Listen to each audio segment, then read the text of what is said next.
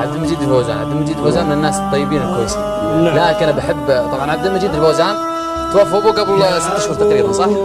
ونعم الرجل أبو عبد المجيد ونعم الرجل عبد المجيد. طبعا أنا كنت متواصل معه في وقت ما توفى، لكن أقول يا عبد المجيد، وأنا قلت لأبو راشد وأنا والله صادق، من خلف ما مات.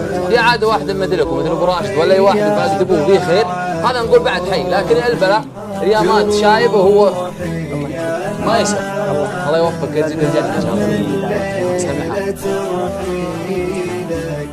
سمحها تبني صروحي، استعمرتني وقامت تبني صروحي. من يومي حكم القدر طفق نادي